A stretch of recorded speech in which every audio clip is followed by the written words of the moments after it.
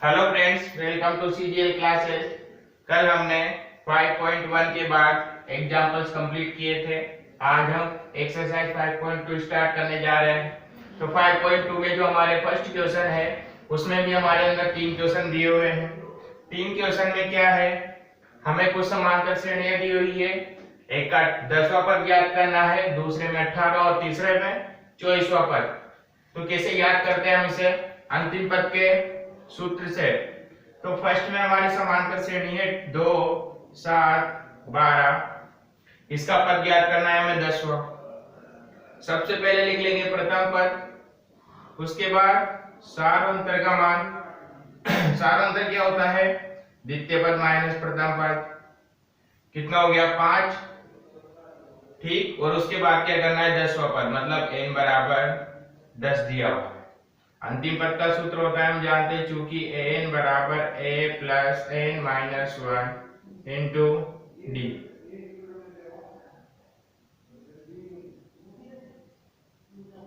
ठीक। अब हम क्या रखेंगे? n का मान 10 रखेंगे, a का मान 2, d का मान 5। ठीक। और क्या याद कर लेंगे? a10 का मान। तो a10 बराबर a का मान 2, n का मान 10 माइनस 1 इंटू 5। ए 10 हो गया, ये 2, 10 में से 1 गया तो 9 इंटू 5 कितना हो गया? 2 प्लस 9 इंटू 5 45 और ये 47। तो a10 का मान कितना निकल गया है हमारे पास? 47। ऐसे आपको क्या याद करना है? सेकंड क्वेश्चन और थर्ड क्वेश्चन। सेकंड क्वेश्चन का मैं आपको सार अंतर बता देता हूं।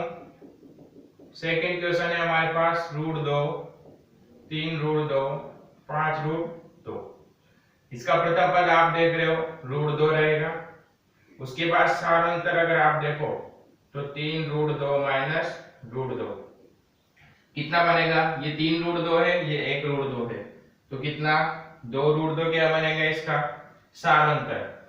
अगर कौन सा पद निकालना है? a18, तो क्या बनेगा? √2 प्लस 18 माइनस 1 इंटू 2 √2। इधर a18 हो गया, ये √2 हो गया, और ये 17 इंटू 2 34 √2 और एक और √2 35 √2 आएगा। ठीक। ये 2 क्वेश्चन कंप्लीट करा दिए मैंने। इसके बाद जो थर्ड क्वेश्चन है आपको कंप्लीट करना है। वीडियो पॉज करके इसे लिख लो या फिर स्क्रीनशॉट ले लो। ओके। उसके बाद हम सेकंड क्वेश्चन की ओर बढ़ते हैं। सेकंड क्वेश्चन का फर्स्ट क्वेश्चन क्या है हमारे पास? फर्स्ट क्वेश्चन है हमारे पास समांतर श्रेणी दी हुई है और पूछा है हमारे पास कौन सा पद -21 है। इसमें हमें किसका मान निकालना है? किसका? an का। हमें दिया हुआ है 21, सॉरी an का नहीं, n का मान 21, 18, 15। ठीक। ये समांतर श्रेणी दी हुई है। इसमें प्रथम पद 21 है, उसके बाद सारांतर कितना? -3 और an का मान दिया हुआ है हमें -81। फिर an का सूत्र लगा देंगे, चूंकि an बराबर a plus n minus 1 into D होता है। an -81 दिया है, a 21 है, n की वैल्यू ज्ञात करनी है, और d कितना है हमारे पास? -3 हो गया। अब 21 इधर जाएगा तो किसका हो जाएगा? -21। ये क्या हो गया? गुणा करेंगे होते हैं -3 है और प्लस के 3।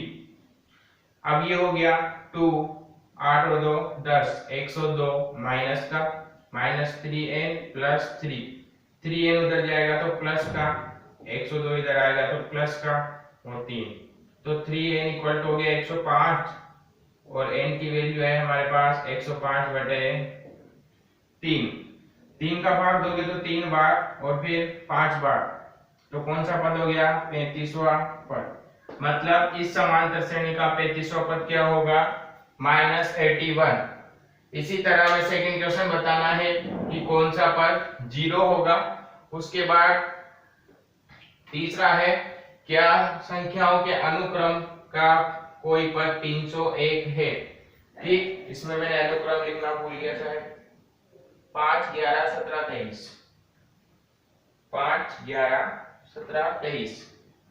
ठीक, संख्याओं का अनुक्रम क्या है इसमें? क्या है संख्याओं के अनुक्रम? 5, 11, 17, 23। ठीक, का कोई पद 301 है।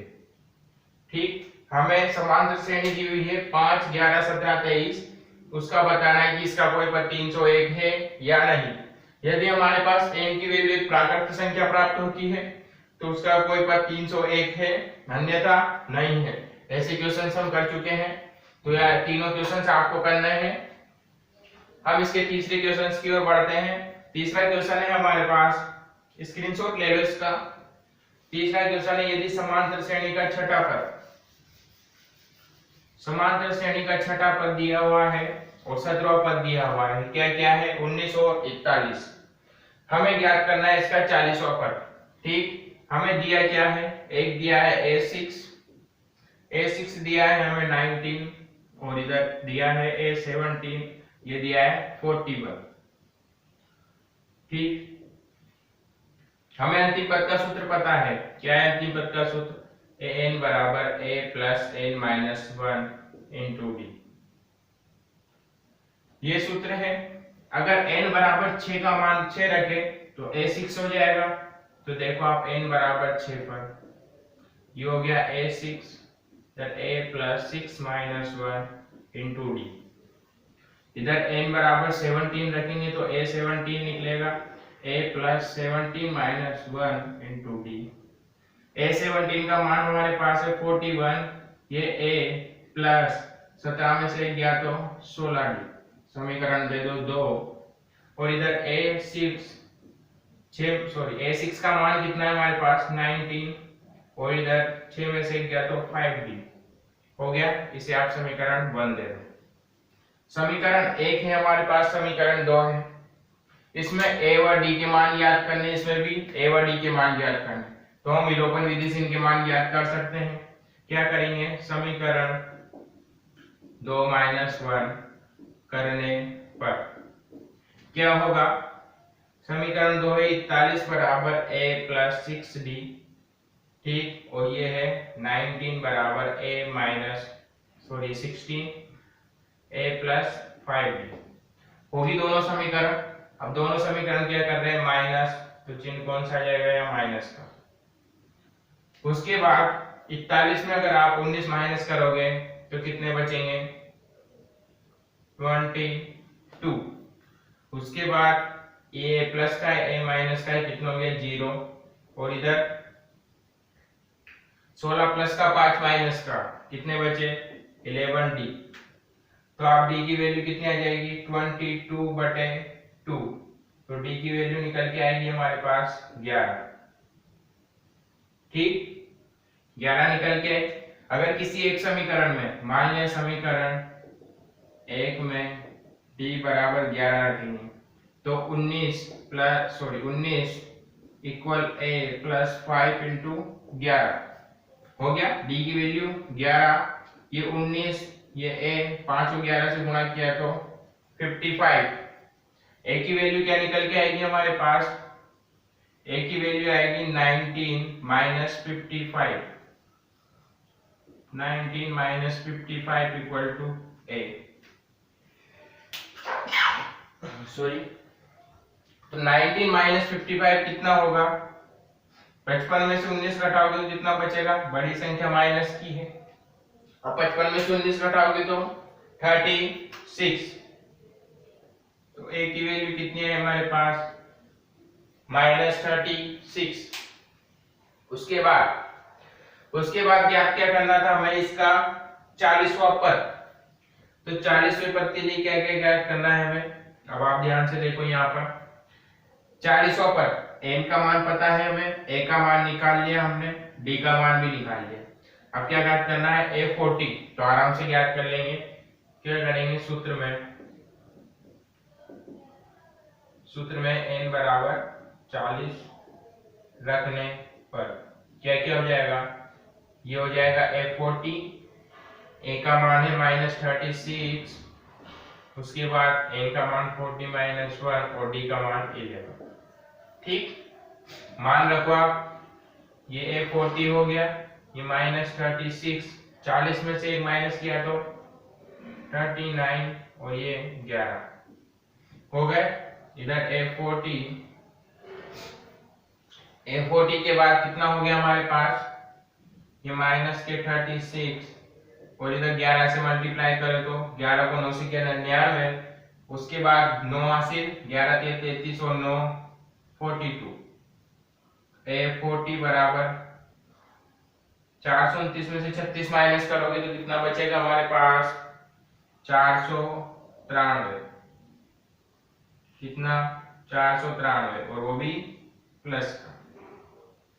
तो 40वां पद क्या निकल के आएगा हमारे पास, 493। उसके बाद आप इसका स्क्रीनशॉट ले लो। उसके बाद नेक्स्ट क्वेश्चन करते हैं। नेक्स्ट क्वेश्चन क्या है हमारे पास, पढ़ो नेक्स्ट क्वेश्चन को क्या है। नेक्स्ट क्वेश्चन है, किसी समांतर श्रेणी के तीसरे और 9वें पद क्रमशः 4 और -8 है, तो कौन सा पद हमारे पास शून्य होगा। मतलब कौन सा पद शून्य होगा, तो कौन सा पद शून्य होगा हमारे पास, बताओ।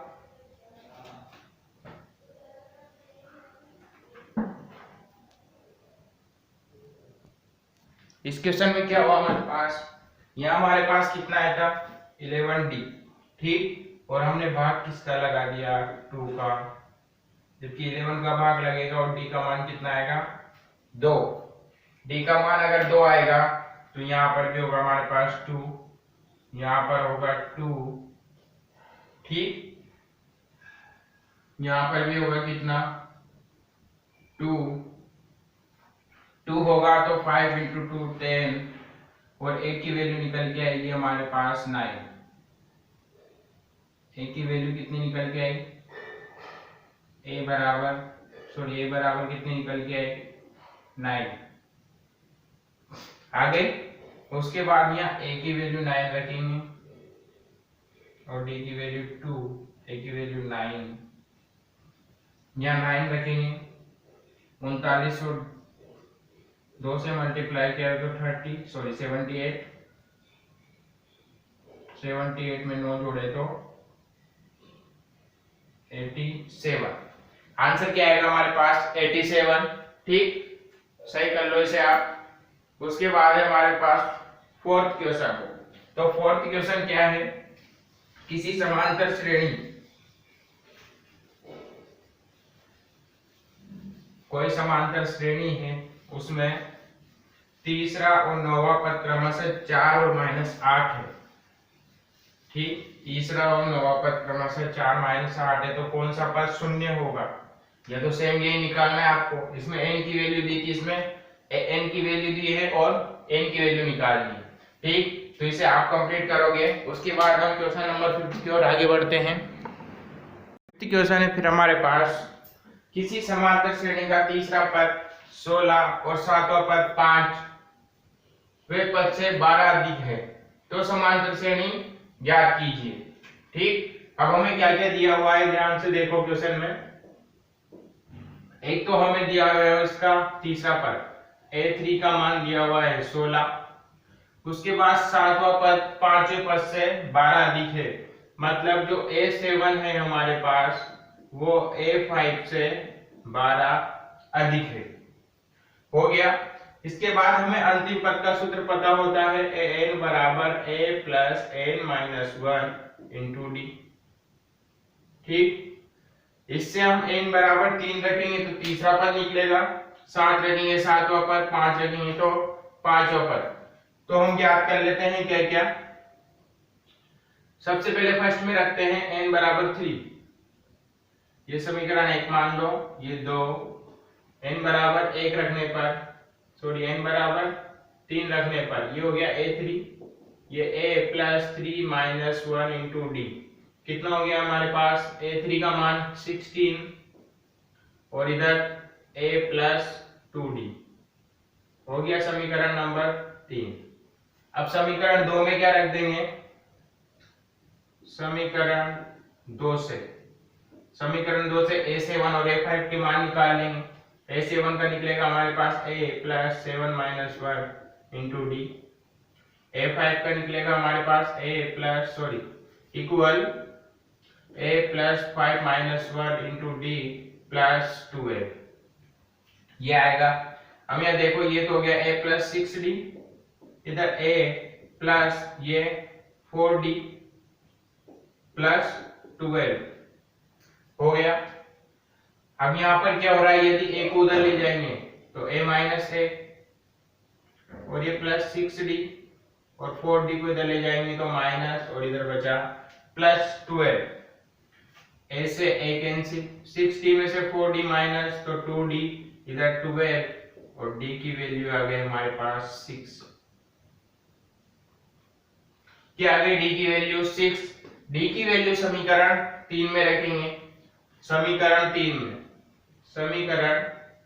3 में d बराबर 3 रखने पर रखो तो 16 प्लस a प्लस 2 d बराबर कितना है 6 रख दिया 6। क्या हुआ हमारे पास यहाँ 16 प्लस a और ये 12, जब 12 उधर जाएंगे तो 16 माइनस 12 इक्वल टू a और a की वैल्यू निकल के आएगी हमारे पास कितनी 4 a की वैल्यू निकल के आई, d की वैल्यू निकल गई। हमें क्या याद करनी है, बस समांतर श्रेणी। हम जानते हैं समांतर श्रेणी क्या होती, समांतर श्रेणी क्या होती है, समांतर श्रेणी a plus d a plus 2d a plus 3d ठीक ऐसे चलती जाती है। हमें a का मान पता है 4, ये 4, d का मान 6, 4 प्लस 6 इंटू 2 इधर 4 प्लस 3 इंटू 6 ऐसे चलती जाएगी। इधर 4 हो जाएगा, इधर 6 और 4 10, 6 और 2 12, 12 और 4 16, 6 इंटू 3 18 4 22 ऐसे ये चलती जाएगी। तो ये क्या आ गया हमारे पास समांतर श्रेणी। ओके, इसका स्क्रीनशॉट ले लो। इसके बाद आता है हमारे पास क्वेश्चन नंबर 6। क्वेश्चन नंबर 6 है 3 अंकों वाली कितनी संख्या है 7 से विभाज्य है। ठीक ऐसा एक एग्जांपल आया था जिसमें हमें बताया था कि कितनी संख्या है, उसमें 2 अंकों वाली थी। 2 अंकों वाली कितनी संख्या है 4 से विभाजित है। ठीक ये पूछा था हमें। 7 का भी आया था एक क्वेश्चन, मैं आपको बता देता हूं देखकर।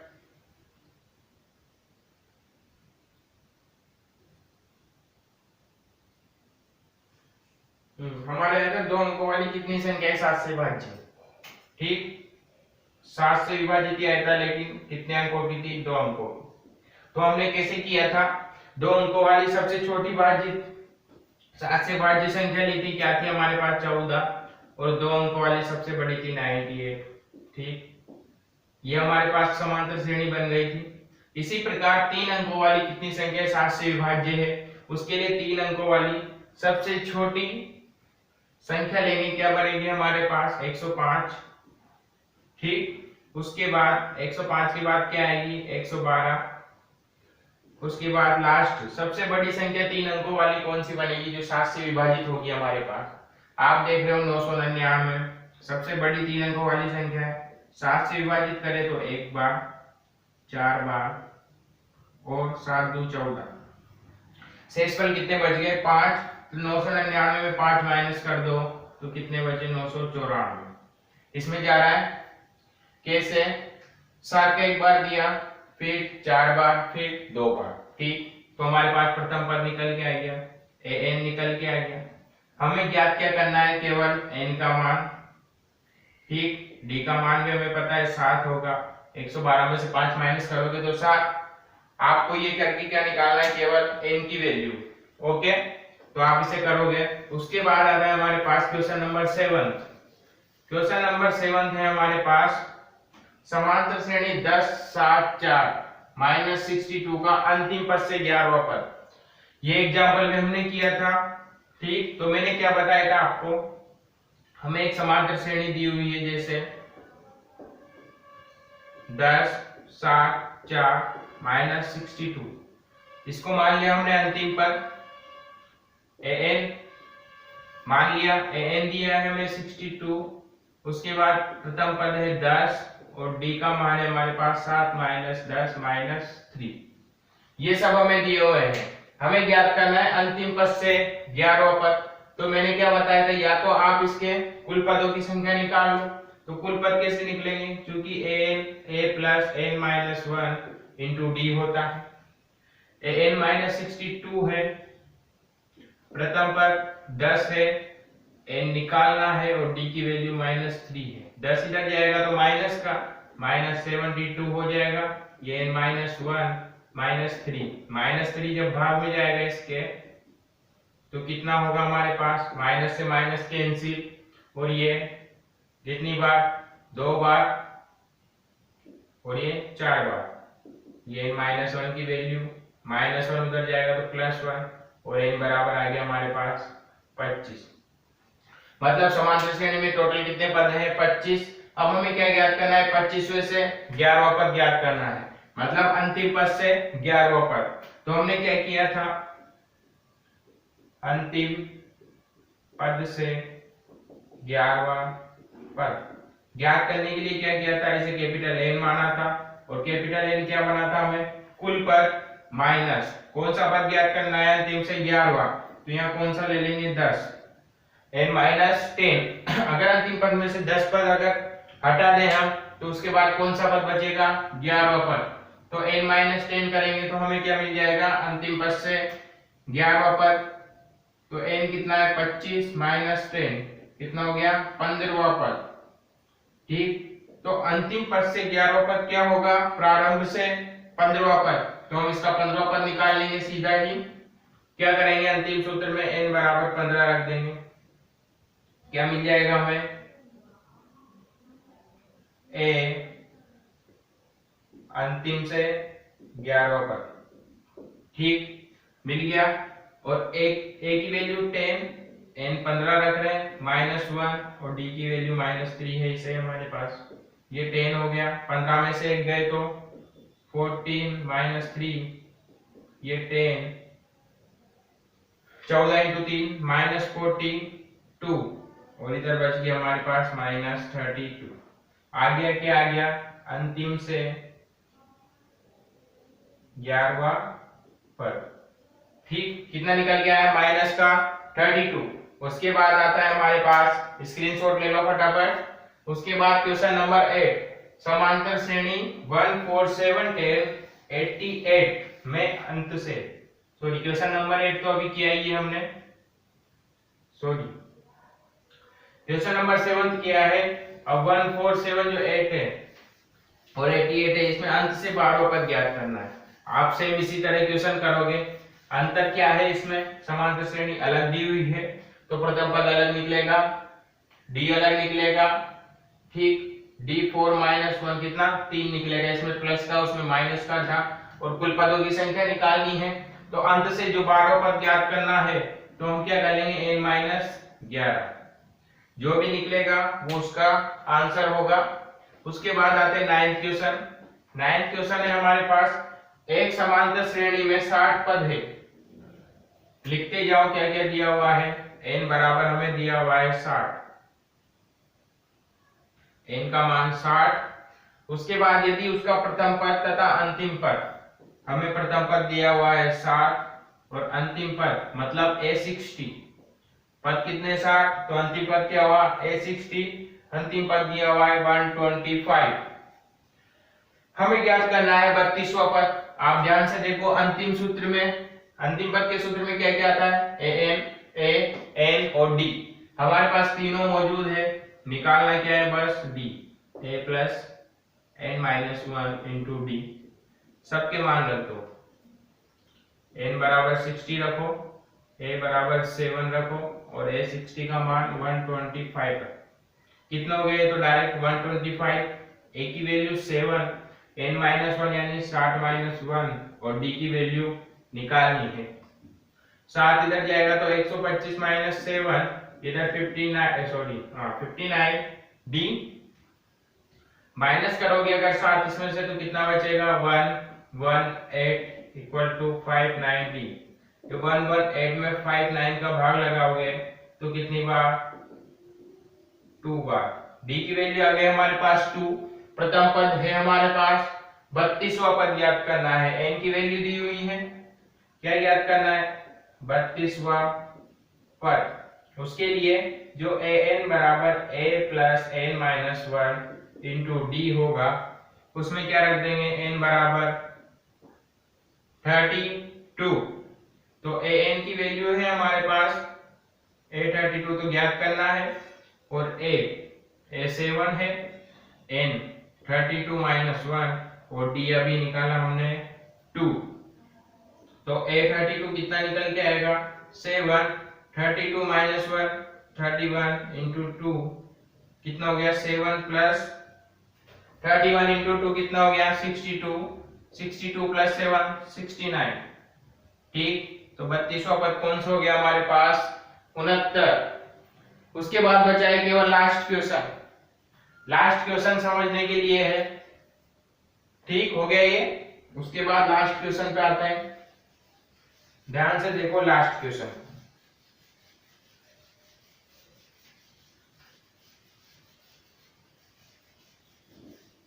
लास्ट क्वेश्चन है हमारे पास, चार संख्याएं समांतर श्रेणी में हैं। यदि संख्याओं का योग 50 तथा सबसे बड़ी संख्या सबसे छोटी संख्या की 4 गुनी है तो संख्याएं ज्ञात कीजिए। ठीक, हमें संख्याएं ज्ञात करनी है। कुछ रिलेशंस दिए हुए हैं संख्याओं में। इससे पहले हमारे एक एग्जांपल आया था, उसमें 3 संख्याएं थी, उसमें योग और गुणनफल दिया था और हमें संख्याएं ज्ञात करनी थी। ठीक, अभी क्वेश्चन नंबर 10 है। मैं पहले एक बार आपको बता देता हूं। जो हमारी समांतर श्रेणी होती है उसका व्यापक रूप क्या होता है a plus D, a plus 2d, a plus 3d। ठीक, ऐसे चलता जाएगा। अब ध्यान से देखो वो क्या रहा है हमारे प्रथम पद, उसमें सारोंतर जोड़ा, अगला पद उसमें सारोंतर जोड़ा, अगला पद उसमें सारोंतर जोड़ा, अगला पद। यदि हम आगे वाले पदों में से एक एक सारोंतर घटाते जाए, अगर इसमें से एक डी हटा दिया तो पिछला पद, फिर एक डी हटा दिया उससे पिछला पद, फिर एक डी हटा दिया तो उससे पिछला पद। मतलब इस प्रकार हम क्या कर सकते हैं, जो हमारे पास a plus D, a plus 2d और a प्लस 3d था। ठीक, ऐसे भी समांतर श्रेणी, एक डी हटाया तो 2d मिला, एक डी हटाया तो d, फिर d हटाया तो d हट गया, फिर इसमें से फिर d हटा दो तो a माइनस डी, फिर d हटा दो a माइनस 2d, फिर d हटा दो तो a माइनस 3d। ये सब बनेंगे। अब ध्यान से देखो, यदि हम इसको लेते हैं, चार संख्या कौन कौन सी लेते हैं a minus D, a plus D और a प्लस 2d। तो अगर इनका योग दिया हुआ है हमें, तो योग देखो आप ध्यान से, ये माइनस डी ये प्लस डी कैंसिल हो जाएगा, बस 2d बचेगा और a कितने हो जाएंगे हमारे पास 4a। ओके, तो हम क्या लेंगे, चार संख्याएं a minus D, a plus D और a प्लस 2d।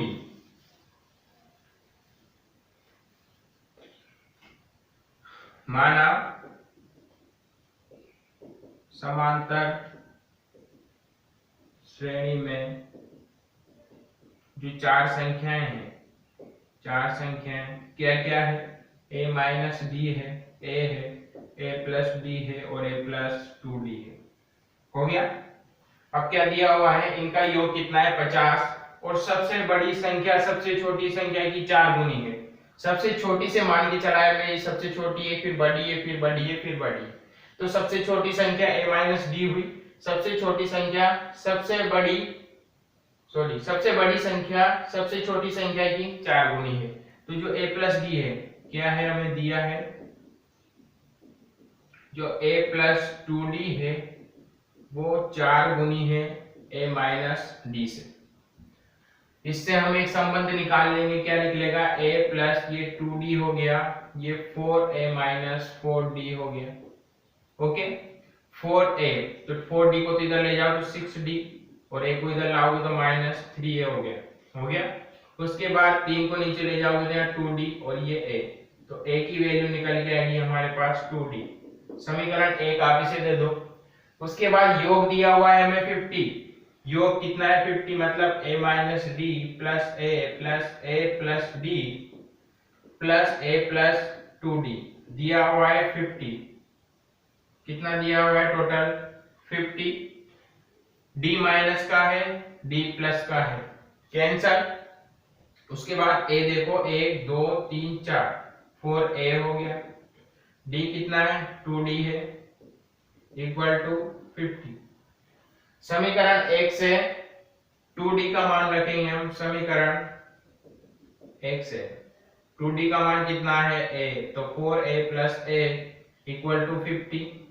कितने हो गए 5a इक्वल टू 50, तो a की वैल्यू आ गई हमारे पास, जो 50 में 5 का भाग जाएगा तो कितनी बार 10 बार। a की वैल्यू निकालने के बाद हम समीकरण 1 में क्या रख देंगे, a की वैल्यू समीकरण 1 में a बराबर 10 रखने पर तो 2d बराबर 10 हो गया। जब 10 में 2 का भाग जाएगा तो d का मान 5 आ गया। आगे अब हमें क्या ज्ञात करनी है, संख्या। a का मान हमें पता है, d का मान हमें पता है, चारों संख्याएं आसानी से निकाल लेंगे। निकालो संख्याएं। तो संख्याएं क्या क्या बनेगी हमारे पास, a माइनस डी, ये a माइनस डी, a कितना है हमारे पास 10, d 5, ये हो गया 5, मिल गई। उसके बाद a कितनी है 10, फिर a प्लस डी यानी 10 प्लस 5 इक्वल टू 15, फिर a प्लस 2d मतलब 10 प्लस 10 इक्वल टू 20। चार संख्याएं मिलगी 5 10 15 20। ओके, ये हमारे पास एक्सरसाइज खत्म हो गई, 5.2 खत्म हो चुकी है। इसके बाद हम पढ़ेंगे समांतर श्रेणियों के पदों का योग, उसका सूत्र कल पढ़ेंगे। थैंक यू, बाकी कल पढ़ते हैं।